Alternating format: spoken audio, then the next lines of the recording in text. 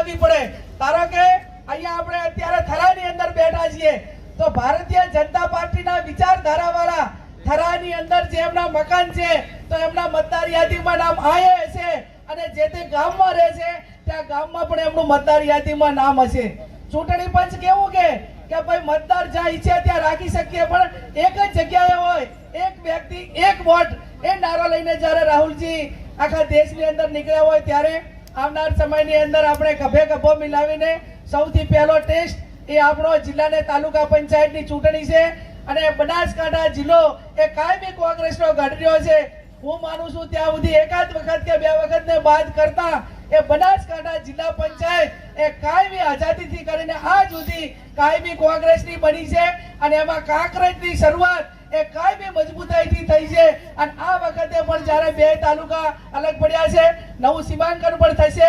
સીમાંકનમાં પણ બધા ખબર રાખજો। હવે ટૂંક સમયની અંદર જ્યારે એની જાહેરાત થશે એ ટાઈમે જે આપણે સૂચનો આપવાના હોય એ સૂચનો પણ આપજો।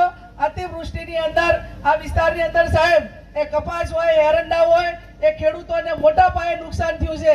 અમે ત્યાં સોઈગામ તાલુકો હોય, વાવ તાલુકો હોય, ત્યાંની તાલુકા કોંગ્રેસ સમિતિને સાથે રાખીને ગામડે ગામડે ગયા અને તમામ ખેડૂતોને ફોર્મ ભરાવ્યા। આવતીકાલે એ તમામ ખેડૂતોને બોલાવીને આવેદન પત્ર આપવાના છીએ અને છતાં સરકાર વળતર ના આપે તો એને હાઈકોર્ટમાં ખેડૂતો વતી આપણે લડવું પડે તો લડીને પણ ખેડૂતોને વળતર અપાવીશું।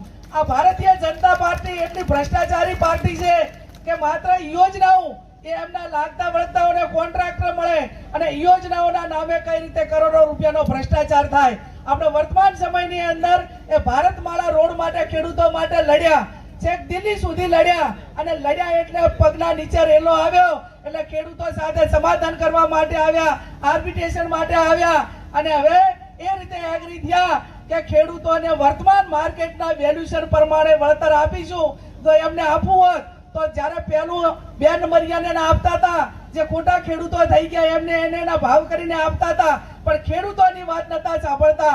કોંગ્રેસ સમિતિએ એને કલેક્ટર ઓફિસમાં આવેદન પત્ર આપ્યું ને આપણે ત્યાં સુધી લડ્યા એટલે આજે ભારતમાલાના ખેડૂતોને એ વર્તમાન માર્કેટ વેલ્યુએશન આપવા માટે તૈયાર થયા। એટલે જ્યાં જ્યાં જરૂર પડે ત્યાં કોંગ્રેસ પાર્ટી એ ખેડૂતો માટે હોય, અન્યાય સામે હોય, જ્યાં હોય અહીંયા લડવા માટે તૈયાર છે। માત્ર ને માત્ર તમારા સાથ સહકારની જરૂર છે। એટલે વિશેષ ના કહેતા આપણા મંચસ્થ મહાનુભાવો છે